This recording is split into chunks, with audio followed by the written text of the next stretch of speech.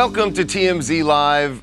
Last night in Madison Square Garden was magical, not just for Knicks fans, but for Taylor Swift and Swifties, where, yes, the Knicks and the Spurs were the focus of the evening, but even the TV cameras, every time something good happened, there would be a shot of Taylor Swift. Like NFL fans were complaining about this a couple seasons ago. Well, NBA fans got a taste of it last night because she was sitting right there courtside. We'll get to her performance, we'll say, at the game in a moment.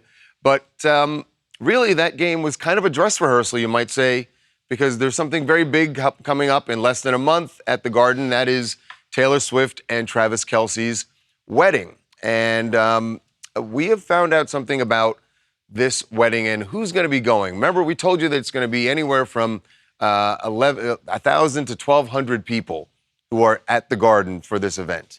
And when we got that number, we were like, gosh, how many people do they know that many people that well? And the answer is they don't. Well, maybe they do, but we found out that a lot of the people who are going to be at this wedding aren't necessarily all the famous faces that you know that they are friends with. We've told you about some of the celebrities who are going, but there are more people, a lot more people who will be there. Yes, and people that are actually confused as to how they got an invite, because a lot of these people we're told are normies. So but we say that in the nicest way. Yes, in the nicest way. These are meaning people, they're not famous people that you would recognize their faces. Look, we're comparing to the wedding of the year last year, Jeff Bezos and Lauren Sanchez. Right. Every noticeable, recognizable person was there. But for this one, we're going to get a mixture of big celebrities, which of course are their friends, but also people that made some kind of impact in either one of their lives throughout their career or throughout their life. So you can expect, theoretically, like the girl that did Taylor's hair for this music video in 2014 that Taylor had a great interaction with and remembered her when wanting to invite people to her wedding. So these are maybe kind the of person that they bought flowers for, that Travis got the flowers from for the engagement, right? Yep, or Taylor's teacher that made an impact on her in her childhood. So those are the kind of people we're going to see at this wedding. And I think when people think of a wedding, they think of you have to be very close to get an invite because weddings usually are expensive. But for her and for him, it's... And usually you have some finite space, like a hall somewhere that you're renting out or something. Right. They're renting out Madison Square Garden. Right. For them, money is not a factor. Space and money, not factors. Obviously, the Garden holds 20,000 people. They're going to be much smaller than that. I think just on the floor alone, I read for a concert setup is 3,000 people that are on the floor. Wow. So there's going to be plenty of room in there for whatever it is they are planning. And we know that it is going to be elaborate since they rented it out for multiple days to set up. Yeah, there's several days before to, prepare for this big event that's going to be happening on July 3rd. In New York City at MSG, and then also a day after to strike the set. So the people who are the quote-unquote normies who are going, are they getting some sort of printed notification? It doesn't seem like any actual invites have gone out. We're told that Taylor and Travis and maybe people in their team, they're making personal calls and saying, hey, hold the date July 3rd, something's happening then. And of course, you're going to make room for Taylor and Travis's wedding. So there is no actual golden ticket that's being handed out. No golden ticket. I like the Willy Wonka. But it feels like a Willy Wonka situation, right? Yeah. If you were to get the golden ticket. Don't you wish you crossed paths with Taylor? Just one moment you could have scored that invite? I would rather be at the Knicks game. Oh, Charles. No offense to them. Hi, I'm Marielle from New York, and I hope that she gets to have this giant private wedding of her dreams because her life is always on blast. But the one thing that I want us to see is for our New York girl to have a New York moment. I don't want to see this in Vogue. I want to see a classic New York Times wedding profile, and I really want to see the dress. I think the Vogue thing is probably going to happen. And you'll definitely get to see the dress. I just don't. The one thing I when we found out about the Garden, are they going to actually shoot it? Are they going to is she going to do a film? I mean, well, you'll definitely get to see the dress. I can't say where it's going to be, whether it's Vogue or New York Times or something like that, but You'll get to see it. All right, now the moment that everyone is talking about. Well, everyone in New York City and outside of New York City, you certainly have heard about it. The Knicks pulling off. In fact, hold on a second. Mike, get on up here. Come on, come on. I got to have Mike come on up here to do the greatest comeback in the history of the NBA Finals. Yeah. And as a proud Knicks fan, we need to do this together. It was an amazing. They were down by 29 points. If you don't watch basketball, we'll just give you the context that being down by 29 points is impossible. Yeah. You don't generally come back. You put in your backups. Right. And you just say, we lost this game. We'll get them next game. I swore off basketball. I swore off sports, Charles. I'm like, this is the last game I'm ever watching. I'm done. I'm going to show you the text that I sent to someone where I said, I'm quitting sports. After this, after the NBA Finals, I'm not watching sports anymore. I'm done. And I meant it. That was when we were down by 29. And then and then they come later, back. Yes. It was And the with an greatest thing ever. amazing, with 1 second left on the clock, the tip in by OG Anunoby, and then the Spurs couldn't get off the shot in the last second. So there are always a lot of celebrities at Madison Square Garden for sporting events. The NBA Finals, you expect even more. Yeah.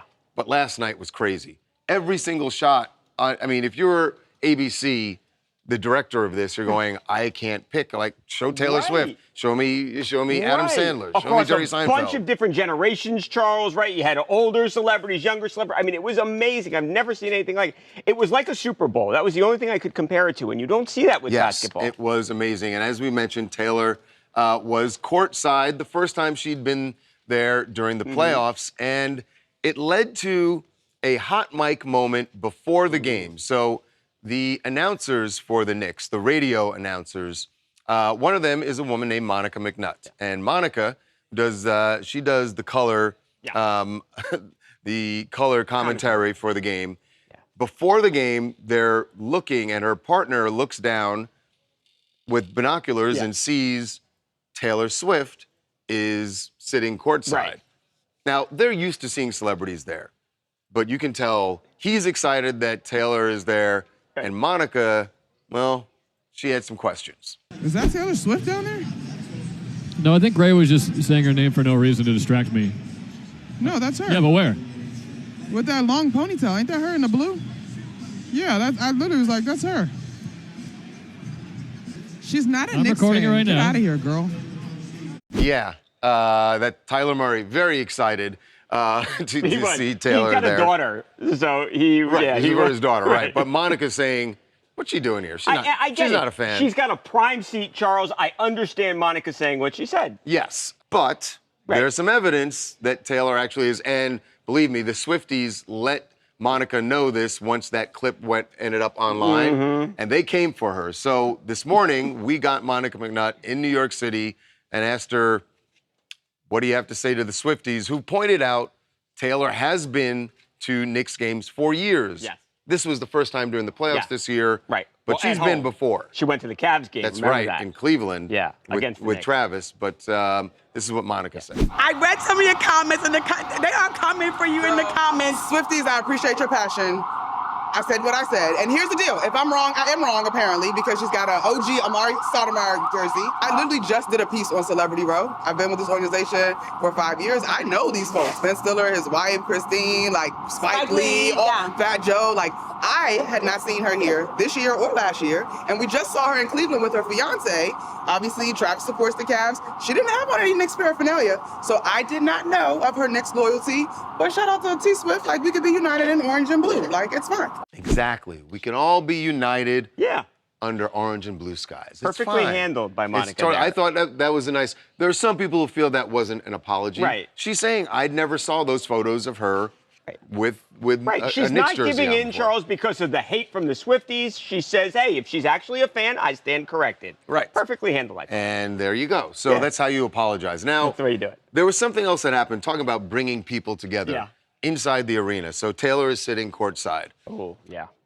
Someone pointed out at a certain angle, you can see that just a few, I don't know, probably 12, 15 rows behind her was seated her old nemesis, Scooter Braun, with his girlfriend, Sydney Sweeney. Right. By the way, this might have been, I think it is, as far as I've seen, Yeah. Sydney Sweeney's first ever Knick playoff game. Right. And that's the game she went to. Right, not too bad of a game to go to. Yeah. So people thought like, oh, look at that, Taylor's sitting on the court and Scooter has to Right. sit behind her. It's not really how it No. works. Yes, he was physically sitting Yeah. several rows behind her. But what a coincidence. Right, and he's got season tickets, Charles. And those are his tickets. So he was just Or his sitting. I think his dad does. Right. So it's not like they were like, "Oh, Scooter, you're way less of a celebrity than Taylor Swift." That's not what happened here. The fact of the matter is, Taylor gets invited. All Yeah. the people who sit courtside get invited by Right. the Knicks. Those are and not tickets the you people buy. where Scooter is sitting, they actually have to buy Right, their right. tickets. And his dad was there, so we went and enjoyed awesome the game. moment for them. Taylor and Scooter didn't talk, but they you didn't wouldn't talk. expect them And by to. the way, last night, only thing anybody cared about Right. was the Knicks winning. Right. They did not see each other. I'm sure Scooter would not have had a problem. My point is, let's not tear people apart. No, right. Today we're bringing everybody together. Right. Now, there is one exception. Wemby? Before we wrap this up, yes, Wemby, after the game last night, Yeah. there were some people in New York who did not treat him very well, hurling eggs at him.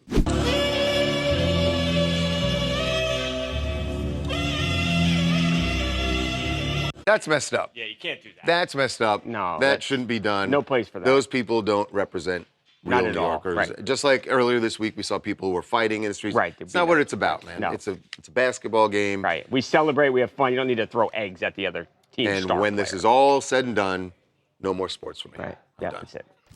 Destiny Brushes out of New York.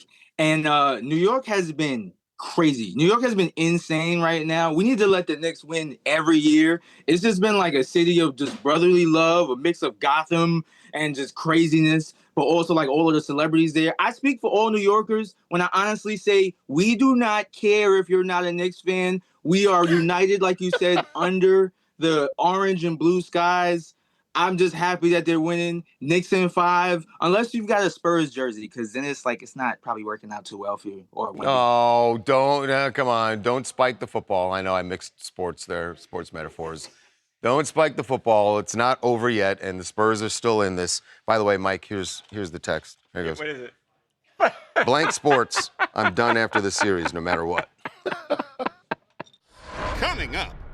Well, in all the excitement in New York City last night, one famous Knicks fan, Jerry Seinfeld, was leaving the Garden when a fan walked up to him and asked him a question that Jerry's been getting a lot. Can we get a free Palestine? Come on, give us one free Palestine. It doesn't exist. Be right back.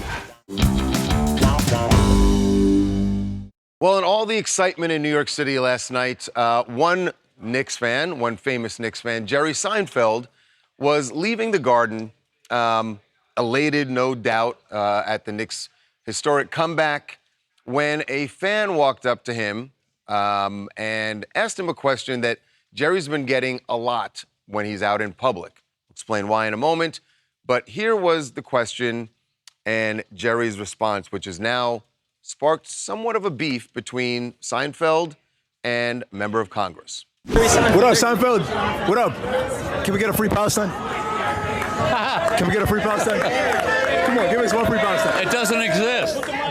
Yeah. So he's nothing if not consistent. He's very outspoken on this issue. He's very, very pro-Israel. The vibes were very good, so he gives a laugh. I didn't expect him to say anything. I expected him to just walk. I thought he would, when the person, and obviously the person asking the question, He's provoking him. is trolling him because they know this has been a thing at Jerry's at his stand-up shows. He gets heckled. Someone will always stand up and yell "Free Palestine," and his response during the show has been like, "Well, it doesn't exist." Yes. Which has just incited more people, and that's why when he goes out in public, this is what happens. It's inflammatory, though. You should have just said bing bong. I mean, the vibes were we were feeling so good about the Knicks victory. He was there with his jaw open on the telecast as he saw OG's tip in. I thought he would just keep walking and not say anything. So that was his response last night. This morning, our TMZ DC guys were out and got Congresswoman Ilhan Omar.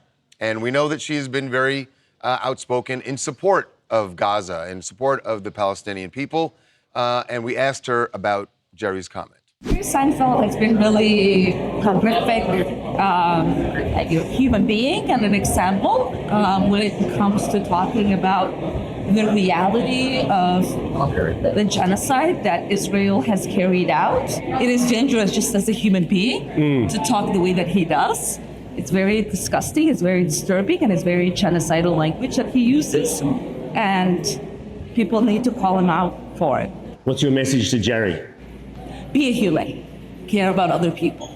Thank you so much. And Palestinians do exist. They are real people.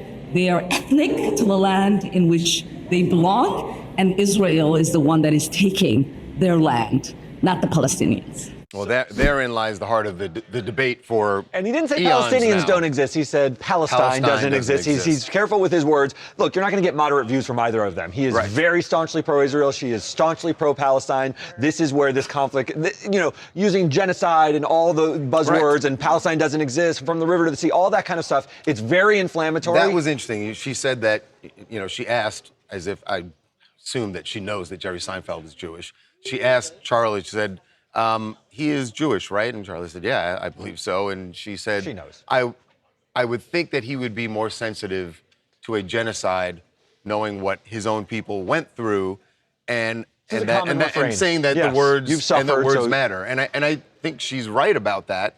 I would also say, and I wish Charlie had said to her, there are also words that can be used on the other side that are inflammatory about genocide when Palestinian supporters say, from the river to the sea. This is not where you're going to find common ground. There's not going to be a productive discussion between Ilhan Omar and Jerry Seinfeld on this issue. It's unfortunate, but this is really the polar extremes. Yeah, you're right. I don't know why I thought maybe she might say, I wish that I could have a conversation with him. It's very clear she doesn't want to have one, and as you're right, I'm sure he doesn't want to have one with her either. Jess from the UK. I've seen headlines that Jerry shut down the streamer, but in reality, his reply is ignorant and uneducated. I will say that I don't think putting someone on the spot with a microphone is ever a way that's going to create genuine discussion. But I'd be more than happy to give Mr. Seinfeld a history lesson on Palestine, a place that most definitely does exist. And to the comment, he didn't say that Palestinians don't exist. How can Palestinians exist without Palestine? Well, Mackenzie Shrilla, the young woman who is serving a life sentence for the murder of her boyfriend, Dom, and their friend, Davion, and was featured in the Netflix documentary, The Crash. We've been hearing a lot of her communications with her mother. All of her prison phone calls are recorded. And in one of those calls, she complained to her mother that she's bored out of her mind because she has nothing to do in prison. And her mom said, well, isn't there work that you can do? She said they wouldn't give her a job. Well, Mackenzie either was wrong about that information, had the wrong information, or something changed in the prison, because we found out this morning she's got a job. And she will be putting in some hours working in prison, which is something most prisoners get a job. It's a way for them to make some money to put on their commissary. She can earn up to $24 a month is what we're being told. So, which doesn't sound, it's not a lot. Not a lot, but then go far away in commissary, Right. For sure. She actually had some concerns that they weren't going to let her, like you said, have a job based on her criminal charges, but that appears not to be true because she has the job. I never understood what she meant by that, by the way. Just that people who had been convicted of murder wouldn't get jobs? I think maybe because her charges are a little more serious than some other people in the prison, that she felt maybe she would not be able to have access to jobs. Got it. So is she not she's not in a maximum security prison then, I'm guessing? I'm not sure about that. Yeah. It's called the Ohio Reformatory or something like that? Yes. So what's her job? Her job, she's working in the food service, so she's serving food to the other inmates. Yeah. Oh, so she's going to be in the cafeteria. Yeah. She didn't do anything with food, so. Well, no, she didn't do anything. No, food had nothing to do with her crime. No. You know what I'm wondering? Do they actually cook it, or is she just serving it? I think they cook it as well, yeah. Oh. Yeah. All right, well, you never seen Orange is the New Black? No, I didn't, but also I wouldn't assume that Orange is the New Black is everything is real in it. I did. You did? Yeah. Okay. So here we go. Hi, my name's Tony from Philadelphia. I can't imagine being in prison and having Mackenzie Shrilla serve me food. But She is the most entitled brat. I can't imagine this job is going to last too long. Her parents will probably find some way to get her money or get her help. She already thinks she's going to be famous when she gets out and is finding, I thought they said that she was doing jobs while she was in there. So she's just an entitled brat. That is definitely what some people felt after watching the documentary and hearing some of her conversations while she's in prison. But, you know, the fact that she actually has a job now, maybe that will give her something to focus on instead of, complaining about everything in prison, because you're in prison. Coming up. The fallout from the Karmelo Anthony verdict. His parents said something here that opens a window, at least, to hopefully understanding where they think things went wrong. They already had their mind made up when they sat in that courtroom. Be right back. TMZ's got every freaking thing. Big celebs, big stories, big events. Donnell Rawlings took TMZ DC on a city tour. You know what the irony of this is? A black man takes a white person to the White House. It's TMZ. All right, now to the fallout from the Karmelo Anthony verdict. We told you, of course, that he was found guilty of murdering Austin Metcalf during a track meet back in 2025. Now, Karmelo Anthony's parents have already said that they intend to file an appeal. In fact, their lawyers have already filed a notice with the court. They've not actually filed the appeal paperwork yet, but they've informed the court that they are going to be filing an appeal of this verdict.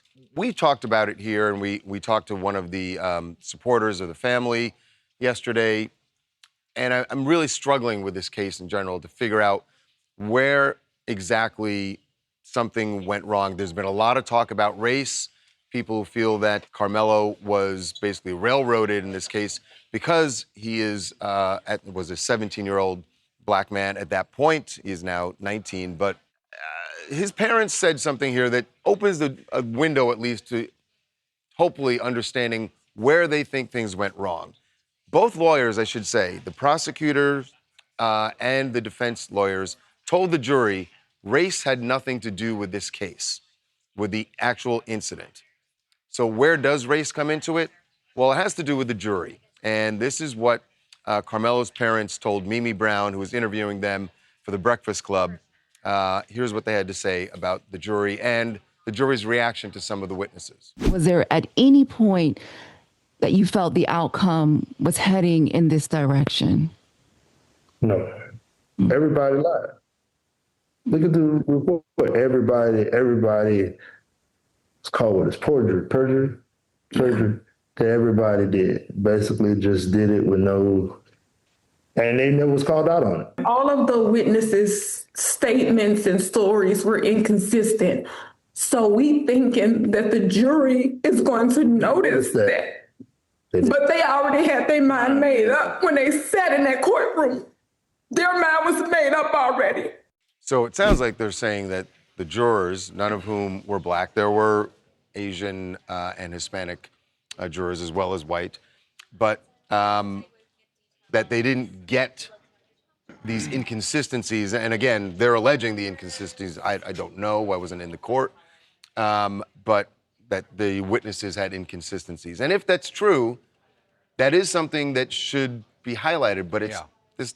I don't know if that's necessarily on the jury. These parents are clearly grieving, and so you want to give them their due to find problems with what happened in the case, and I totally take them at their word. They saw these things. There are inconsistencies between witnesses in every case, and you do rely on your counsel to point out those inconsistencies and the jury to pick up and make a ruling that's consistent with it. I don't think that it's again, parents are going to grieve, and I got that. I don't think it's fair to look at the jurors and just say, because they didn't rule the way we wanted them to, they therefore didn't consider the inconsistencies. Lots of things happen in jury deliberations rooms. They are anonymous. They're quiet. They're private for a reason. We don't want every one of their decisions being hyperanalyzed. But the jurors heard all this information. Their lawyers, if they have problems with the it sounds like they do have problems with the representation that they had as well. And I know they've said that the appeal is going to be filed by different attorneys. Yes. So they clearly have issues with their representation also. Very hard to overturn criminal convictions on appeal. Very hard. It happens very rarely, but it does happen. So it's going to be a long road for this family. Hi, my name is Lisa, and I am from Virginia Beach, Virginia, by way of Philadelphia. A lot of people agree with Karmelo's parents that this case did not seem right for two main reasons. Obviously, for the racial makeup of the jury, I think you have to call into question that if you wanted this trial to be beyond reproach from the beginning, why not insist that the jury be more racially diverse, especially in a city where 10% of the population is Black? In addition to that, a lot of people, from what I'm hearing out here, is giving a strong side eye to Karmelo's attorney and really saying that I don't know if he graduated from the Scooby-Doo School of Law, but the defense that he launched seemed to be lackluster at best. So I have to push back strongly on the fact that I do not think that the parents are grieving because the case did not go their way. I think that the parents are grieving because I think a lot of people, me being people, called it from the beginning that this very same situation in this very same verdict would be delivered. Yeah, I mean, as far as the makeup of the jury, that is partially on Karmelo's attorney, that they have to fight for that when they're making in the jury selection process. And you're right, prosecutors are just going to try to put on whoever they think is going to win the case for them. That's their job, and that's the defense attorney's jobs. And it sounds like they do have some serious issues with the defense that was put on for their son. Coming up. Ashley and Jesse Ridgway. We told you this is the couple that found out that their baby was going to be born with Down syndrome. They made the decision to abort that child. They told us they'd been getting death threats, people who felt like they had killed their child. What he has to say here is probably going to inflame his critics even more. Be right back. Welcome back to TMZ Live. We've been talking a lot over the last week about influencers Ashley and Jesse Ridgway. We told you this is the couple that found out they were pregnant and through testing found out that their baby was going to be born with Down syndrome. They made the decision to abort that child. And they shared all of this on their social media channels. They shared getting the test results. They shared the fact that they had made the decision to have an abortion. And they got the kind of responses that you would expect. A lot of people who, there were people who supported them and felt very sorry for them, and a lot of people who attacked them for making that decision to abort the child. So the fact that Jesse Ridgway keeps talking about this, I guess, is true to what they told us their mission is, that they are going to be completely transparent about all their decisions about their lives, and they're really not filtering much, if anything, because he is now talking about the death threats that they've been getting. When we had them on the show, they told us they'd been getting death threats, people who felt like they had killed their child and that they deserved to die. They had reported some of these things to the police. Jesse said he's now sleeping with a gun next to his bed because of this. But now he's addressing those death threats. And what he has to say here is probably going to inflame his critics even more. A lot of the pro-life people are wishing death upon me and my wife, which is hypocritical. And a lot of them use God and Jesus as their weapon and their justification. But it doesn't matter to me because I'm not religious. When you start to use it as a weapon, then it becomes problematic. People saying go to hell, it's like it doesn't matter because I can't go there. I don't believe in it, and I just can't imagine I'll be ending up in a human personified place that has fire and brimstone and a man with a pitchfork. I just don't buy it. Yeah, I mean, sometimes maybe it's time to stop talking sometimes. And I understand the concept of what he's saying. I totally get it. Yeah. But now you're going after, now he's just saying, all right, your religion is folklore, is bunk, and stop wasting your time spewing it at me. Right. I understand he wants to defend himself, but I think it's time for a break. I mean, I understand they keep harping on the fact that they're going through a very difficult time, which I understand is a difficult time. Of course. they put the news out there of what they went through, what they experienced. But I feel like they're receiving so much backlash that maybe it's time to just take a month off and then pick back up. I feel like them addressing everything is only digging them into a deeper hole of people just finding things to pick at, right? You could address everything that everyone's going to critique you for.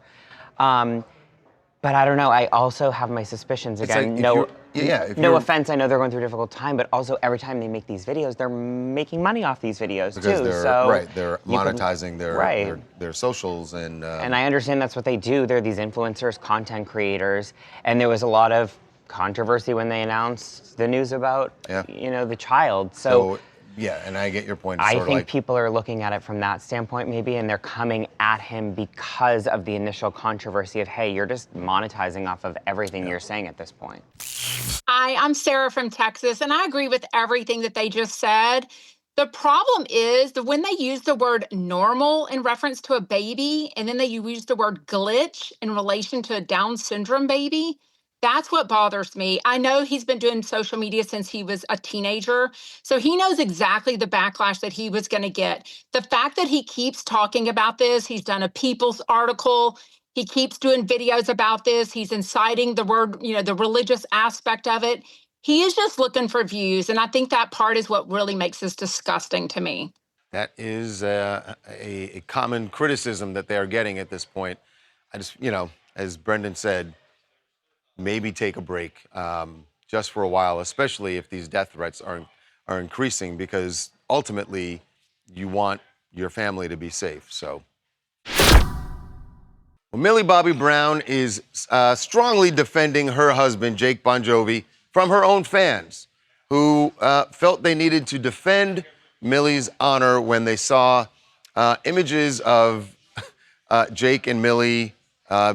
Looks like they're getting to go on a trip somewhere with their child. And they noted Millie's carrying the baby, as well as a couple of bags.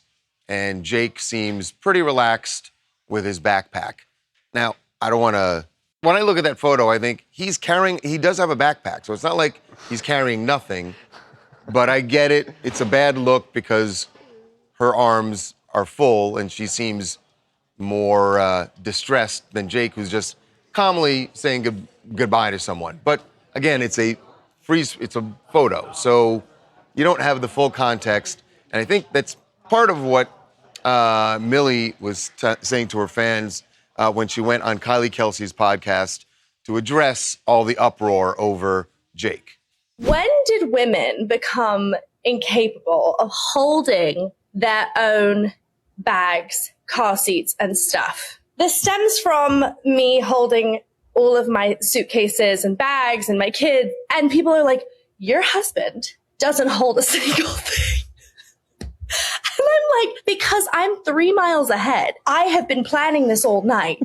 We're all about empowering girls. And like, you got it. You don't need a man. But then when I'm like, okay, I can carry my own things, people are like, oh, where's your husband? And I'm like, I can also do it on my own. Nobody knows my husband. My husband is the most polite, sweet, will do anything for me, but he also knows I'm capable. You ever go through this, Devin? Yeah, I have. So the photo, obviously a terrible visual, but this is absurd that she's having to address this. I mean, I'm someone who's all for being a gentleman and helping your wife out and holding the door open.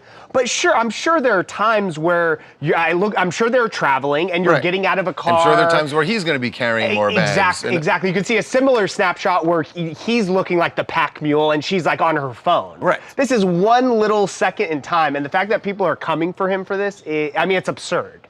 But if you were in that situation, would you be conscious of the fact that maybe I should take one of those bags because, and especially them being famous and that they may be everything's going to be photographed. I mean, you should just be a gentleman and not be thinking of those things. But also I ask you, what was he handling? Was he handling the travel lady right there? Or like he might have been handling something for the trip himself. Now you're going too far in your defense. Okay, sorry about that. Coming up. So something Kim Kardashian did last weekend during the F1 race in Monaco is blowing up in her face because she grabbed a towel that belonged to one of the drivers, a driver who actually won that race, Kimi Antonelli. Well, now he's very, very upset with Kim Kardashian. Be right back. So something Kim Kardashian did last weekend during the F1 race in Monaco is blowing up in her face. And it might have seemed completely innocent to her at the moment. What she didn't realize is that she came off as kind of entitled because she grabbed a towel that belonged to one of the drivers, a driver who actually won that race, Kimi Antonelli. She picked up the towel as she was walking through the garage area to wipe champagne off her face after the celebration. Well, now a bunch of F1 fans are getting all over Kim. The video's gone viral, and they're all calling her out for thinking that she's, the most important person in F1. She is dating the most popular driver in F1, but that doesn't mean that she gets a pass. Lewis Hamilton be damned. So now, Kimi Antonelli, that driver whose towel she took, well, now he's very, very upset with Kim Kardashian. I was wondering, have you seen my towel? George, have you seen Kimmy's towel? No. Hey, have you seen my towel?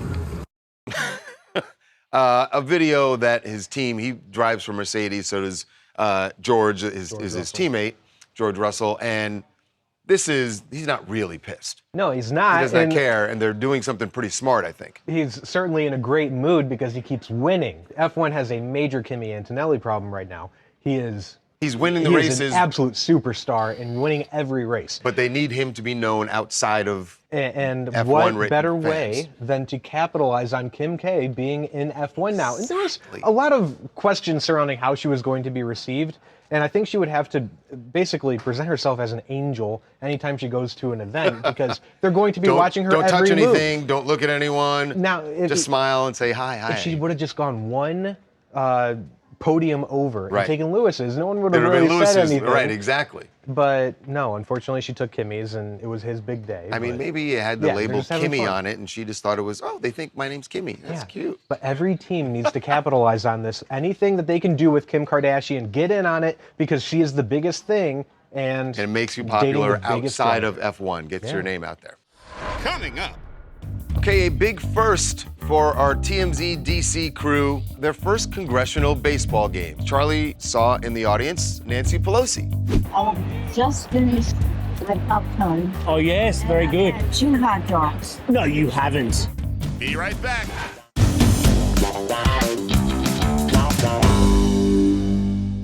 Okay, a big first for our TMZ DC crew, their first congressional baseball game. You know, this is the charitable exhibition game that happens every year. Democrats against the Republicans. And Charlie and Jacob were on hand. I think they were doing more than just eating. Charlie actually sent me a photo in the middle of the game last night of himself and Jacob sitting right behind home plate. I don't know how they got such good seats. But they did do some work because Charlie saw in the audience Nancy Pelosi. So went over to the Congresswoman to talk to her about her dietary habits at baseball games, which kind of shocked me. How do the Democrats get back in this game?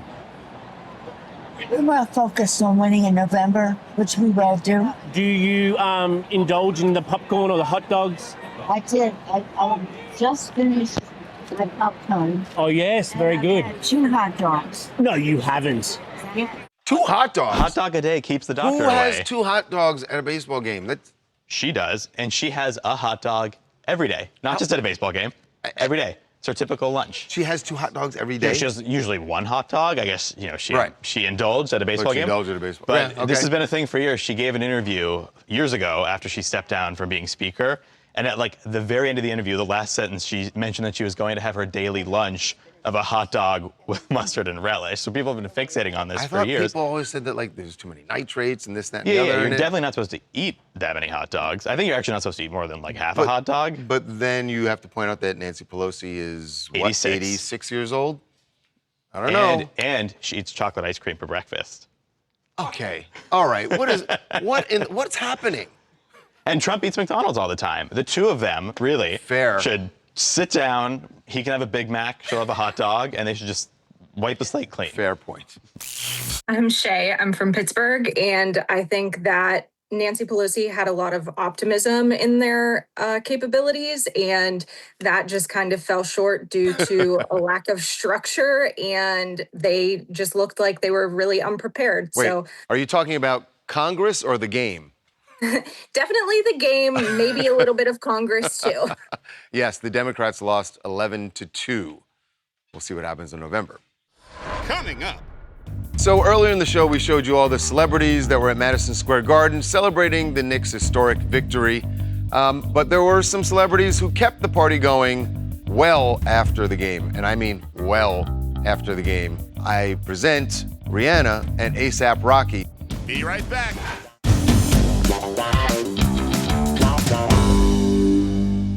So earlier in the show, we showed you all the celebrities that were at Madison Square Garden celebrating the Knicks' historic victory. But there were some celebrities who kept the party going well after the game. And I mean well after the game. I present Rihanna and A$AP Rocky, who I'm not sure if they were actually at the Garden for the game. Either way, they were celebrating with the people out at 3 a.m.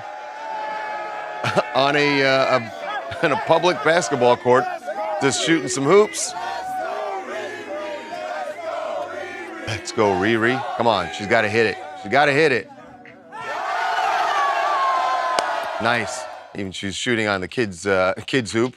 But yes, those are the vibes in New York City these days. We will see if they can actually keep it going and win the championship. But yeah, A$AP Rocky and Rihanna, happy to join the party. We will see you tomorrow.